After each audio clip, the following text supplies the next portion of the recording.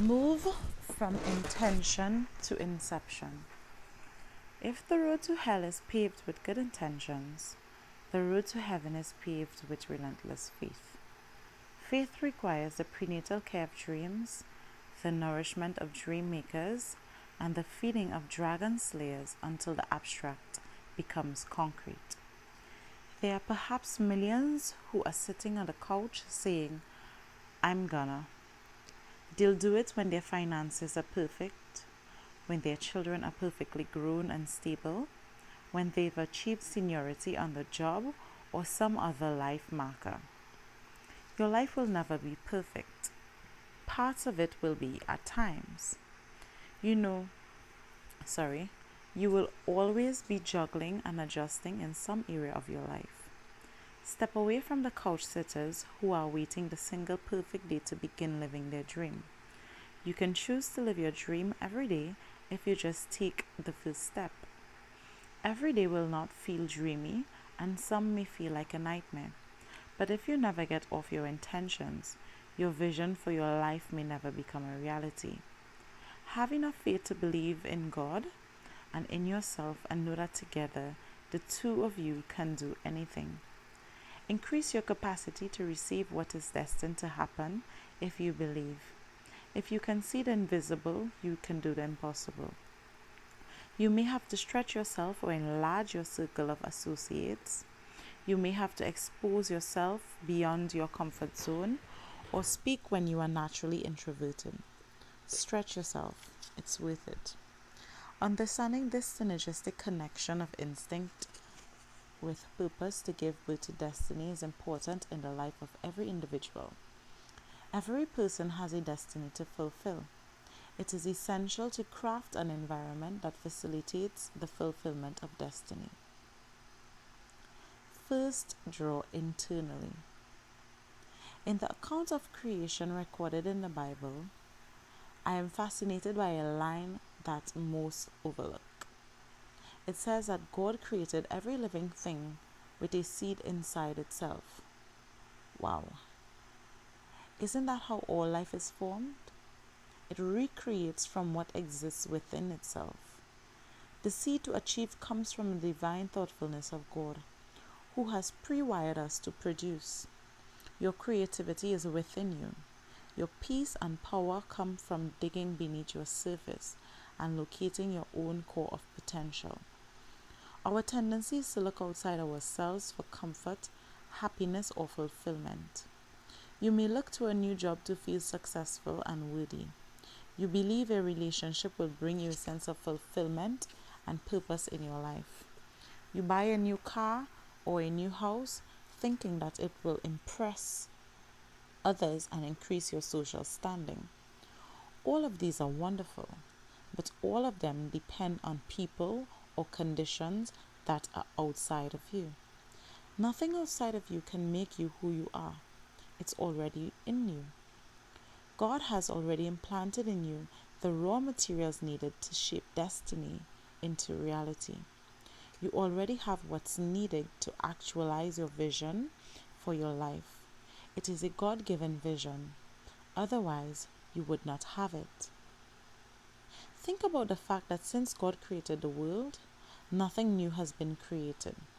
Many new devices have been invented, but nothing new has been created.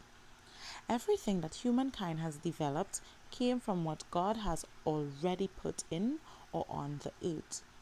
Every invention and modern convenience that you enjoy was created out of resources that are already on this earth. Someone simply had the vision to bring it into reality. Steer toward destiny. If you think of the human mind as a steering wheel that determines the direction of one's destiny, then we are transforming our lives by the way we turn our minds. You limit yourself when you operate only on an intellectual or psychological level and refuse to pay attention to the spiritual inclinations residing in you. You can turn your mind to education, but somewhere along the line, even a PhD will leave you lacking. You can turn your mind to logic or reason or common sense or even coincidence in search of life's answers. But all of these will leave you lacking. Tune into the fact that the instinct pushing out from you and the purpose pulling at you are a part of God's larger plan for you to fulfill your destiny. Your mind may guide you in what you do, but your heart affirms your passion to do it. And that leads you to resolve the why of your life. Within your passion lies the clue to your deeper purpose and ultimately your destiny.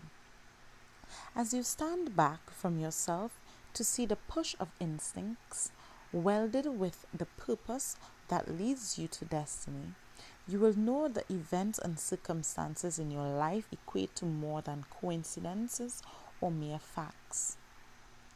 The coming together of all these events and connections, some seemingly random, are the result of divine orchestration to empower you to accomplish what God has placed you here to do. Destiny is so much bigger than you. Trust that the results are not in your hands. An encounter with destiny generally comes only after intentional exposure and heeding the pull of purpose. Think about a girl or guy you wanted to date. You wanted to impress that person. If you were still in school, you might have updated your wardrobe and started wearing makeup and heels. You might have gotten a part-time job so you could afford to take her out. You did all of that to get the person's attention. You did all of that to show the person you were worthy of getting close to him or her. Show destiny that you're worth getting close to. Show destiny that you won't mess up the opportunity to travel in the same circles with her. Destiny is a fastidious companion that is rarely, if ever, stumbled upon. But until you find her, she will tease and taunt you. She will call out to you as you endeavor to discover the why of your life. Destiny will sometimes be elusive and guide you on a circuitous path as you follow her in search of why. But led by instinct, as you pursue purpose, you will discover the why of your life.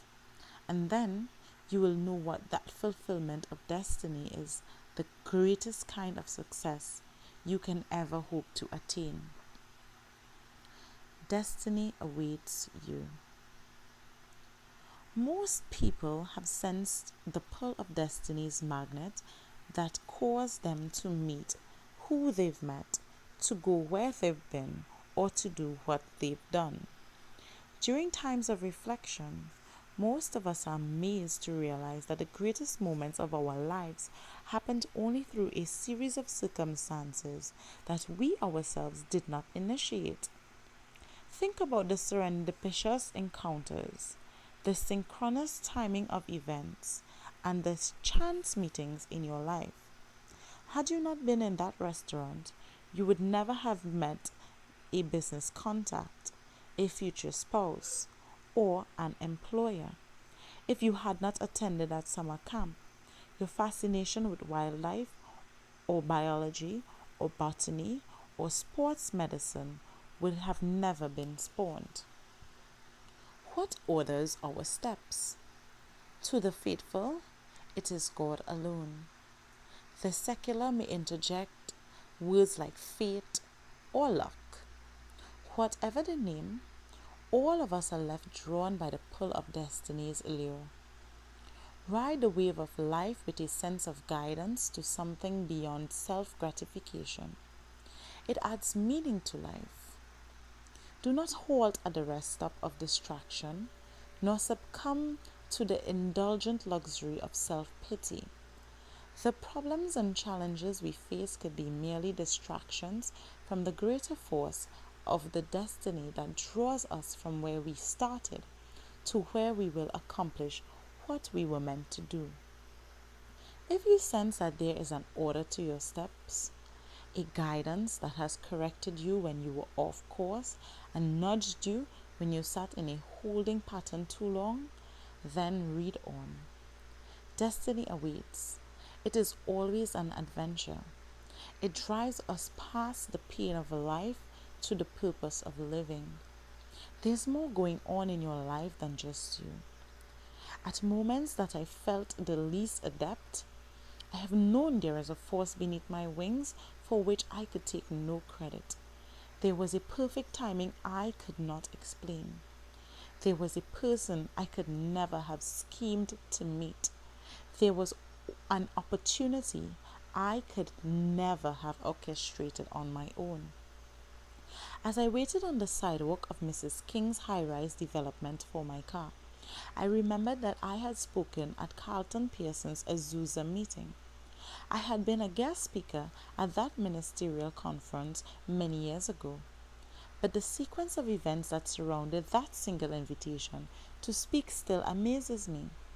After Azusa had ended that year, Pastor Pearson had decided to air clips of a 3-day event featuring 3 preachers. I was only one of the clips he broadcasted on his weekly television program on the Trinity Broadcasting Network. The network's founder, Paul Crouch, happened to be watching. The clip of my sermon addressed the vulnerability of showing your wounds to help others with their own. Crouch was writing a book entitled, I Had No Father But God. What I said during that clip inspired him to share aspects of his story that he wrestled with taking public. As I stepped into my car to leave Mrs. King's building, I thought that if the late Paul Crouch had walked away from the TV to get a ham sandwich, he would never have seen that brief video clip that moved him to invite me to appear on TBN, and later inspired him to offer me a network time slot. Without owning a camera and with only one person on staff, I was about to broadcast on the world's largest Christian television network and be drawn more deeply into my destiny. All of this was thrust upon me without me ever inquiring about a television show or passing a business card to anyone. You have a purpose and a destiny. Maybe your destiny is being birthed through a failed business or bankruptcy. Perhaps the downsizing of a company was really meant to shake you free to a life of purpose. It is not always the best or joyous moments that directs us to destiny. Sometimes, deep pain and torturous emotions later help to maneuver, mold, and position you into your life's purpose. The overarching pull of destiny helps you to accept events and circumstances that, examined in isolation, may look like failure. Upon deeper reflection, however, those seeming tragedies are the catalysts that shifts you into your place of destiny. The Bible rightly says in Romans chapter 8 verse 28, and we know that God causes everything to work together for the good of those who love God and are called according to His purpose for them. The things that are working together may not feel good. They may not even seem fair. But if you allow them to, they can usher you into arenas and opportunities that shift your life into a pattern of focus and purpose that work together for your good and the good of humanity. Perhaps we all can lessen destiny's learning curve and say, like Mrs. King so eloquently stated, I was called to play this role in life. Find the destiny your Creator has designed for you. Have the courage to live with a consummate decision to say yes to what destiny invites you to. Instincts are the internal guidance system that will empower you, and destiny is the course that you will run, ignoring distractions that could divert you. Destiny gently pulls us through wandering mediocrity. It is the destiny of this preacher from the hills of West Virginia to help you discover your destiny. Reflect on your own life. If you have ever sensed the pull of destiny aligning you with people, places, and things, I will help you find your way.